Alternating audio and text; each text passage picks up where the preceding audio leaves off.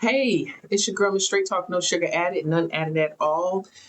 And uh, coming at you again with another part of this 16 video series talking about who's your baggage, releasing the dead weight. This is a conversation about my perspective on 16 different areas of life that can hold us down. I call them the bricks of life because if we're carrying these things around, they're weighing us down, we're hunched over, and we can't be in the upright position and move forward the way that we need to. So I'm just having brief conversations on my thoughts on these things. However, as I say in every video, if you need help in any of these areas, professional help, I am not a therapist. I do encourage you to reach out to a therapist, your spiritual advisor, or friends and family to get the help that you need. So today, we're going to talk about something everybody has encountered. I don't care how wonderful you think you are. I'm talking about fear. We've all experienced fear. Fear has its place. Let's just say that. If I am in the jungle and I hear tiger roar, that is fear in its right place. And I need to get the moving. What do you say? But let's talk about fear that could be holding us back in our everyday life. I saw this on Google, and it says that these are seven primal fears. There could be more, but this particular thing that I found said seven. So there's the fear of death, there's the fear of rejection, the fear of failure, the fear of uncertainty, fear of pain unknown, and the loss of control. On any given day, we can all encounter one level, one aspect of these primal fears. The ones I want to talk about, and one that wasn't mentioned, is, well, I guess it could be under the unknown. The fear of failure, the fear of success, and the fear of rejection. Because I think on any given day, we're thinking about that. Hoping nobody's thinking about death every day. And if that is something you are thinking about, then definitely speak to someone and definitely get with your spiritual advisor to have conversations about that. I'm not here to tell you one way or another how you should feel about that. But I do want to talk about these other three briefly. So fear of failure and fear of success. A lot of times we don't get out and do things because we only think about what could go wrong. I have been there. I have done that. I think I even wrote a book on it. I have three. Because we think about the negative things, and that fear paralyzes us, like it paralyzes us from going out there and moving out and doing something different. And then I think with that question, we have to ask ourselves, and you can ask yourself with all of these that I'm going to discuss, what's the worst that could happen? What's the worst that can happen? That I fail and it doesn't work? The flip side of that is now I have an experience to measure that against. So when it didn't work, what did I do wrong in that area? What wasn't I ready for? What wasn't ready for me? And how can I tweak that? And now you have that experience to go back in again and say what you will and won't do again when it comes to that particular thing that you failed at. So whatever it is, whether it's looking for a job, whether it's starting a business, whether it's learning how to drive, there are people who are afraid of driving. I couldn't even imagine not having my driver's license, but there are people who are definitely afraid of that.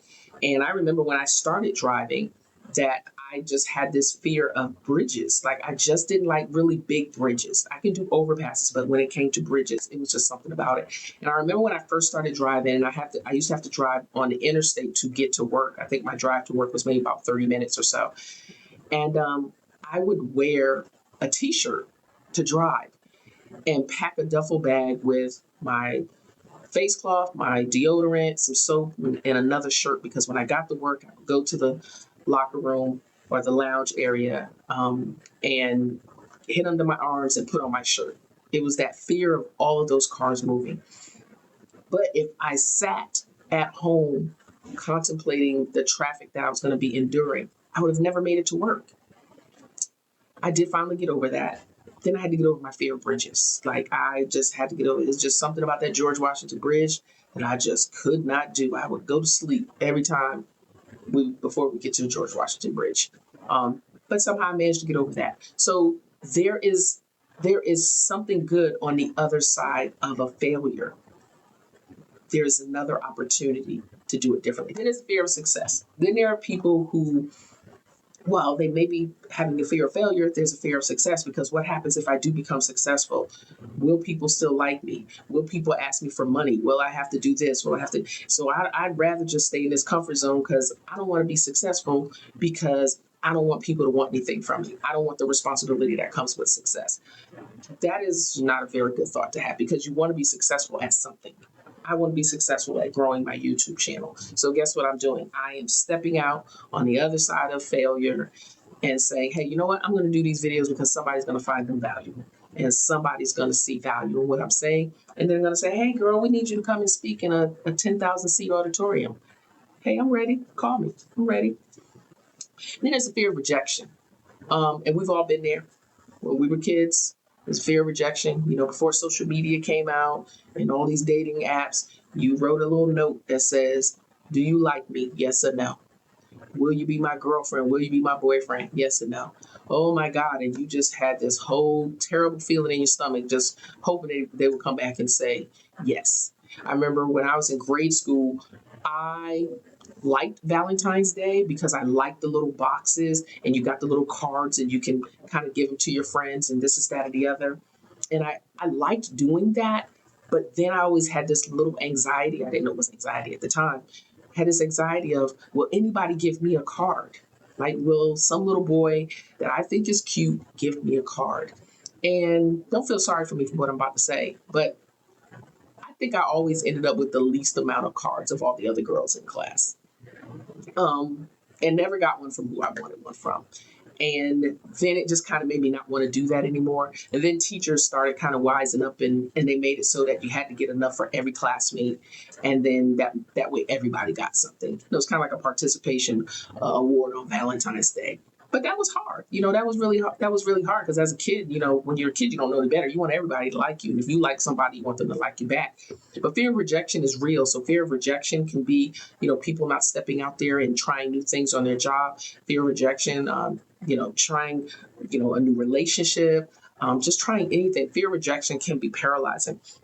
And so one of the things I want to say is, whatever the fear is, identify it. Like, identify that I am afraid of such and such. And social media makes it really difficult. Like, you're either going to totally get out there or you're going to totally stay inside. That whole in between, because you're either going to like it or you're not. So identify the fear. And then, why are you experiencing the fear? Why is this happening? Does it have to do with someone telling you that you're not worthy, that you're not smart, or putting those negative things in your head about yourself? Why is that there? Because there is a foundation to where that has come from. And it's up to you to find out how it got there. And if you can't figure it out on your own, that's where counseling would come into play. And what's the worst that can happen? Like, what is the worst that can happen? Now, going back to my tiger example, that is a very, very adequate fear. And the worst that can happen if I don't run is that the tiger eats me up. So there's some fear that you really have to be cautious of and you have to steer clear of, because it could be an endangerment to you. But I'm talking about things that can help you move forward in life, because fear, we can talk about it all day. But I just want to talk about the things that are keeping you stagnant and stuck in a place. There are people that don't like to go out in public. There are people who have fear of crowds. And I don't think I actually have a fear of crowds. I'm just avoiding crowds, a lot less than I used to, because so many crazy things happen. And so then I want to say this, because sometimes we don't know the difference. There's a difference between a fear and a phobia. Fear is a natural human emotion that is a rational reaction to a real or perceived threat. Fear can be helpful in some situations. And a phobia is an intense, irrational fear or of a specific object, situation, or activity. So there's this, you can have a phobia, you can have a fear, and one may be rational, one may be irrational. But the point that I want to leave you with today is discover what the fear is, why the fear is, and how can you overcome that fear. Simple. A lot of times when I try to figure things out, I kind of do the who, what, where, why, and how type thing. And sometimes you don't use all five, but if you can use three, that can really help you get the answers that you need to certain things. So while fear is real, fear is relevant, fear is necessary. In some areas of life, we don't need fear to keep us stagnant, to keep us stuck from moving where we need to go. And if it's not serving you in the best way in relationships and business and with family and all the other external things that should be vibrant in our lives, then I suggest that you figure out how to move forward from that. My job here has just been to offer a nugget of a perspective. I always tell my clients, I'm not here to change your mind. I only want to offer you another perspective. And so if you found this valuable, if you found this helpful, please put a comment, type something in the comments, like, share, subscribe, and at least share this with 5 to 10 people as I work to grow this page. So look forward to seeing you again. You can find me on social media platforms, Miss Straight Talk, no sugar added, or just Miss Straight Talk. And my website is bestraightup.com. And I'm looking forward to reading your comments and engaging with you on some of these things. So take care. Look forward to talking to you. Bye-bye.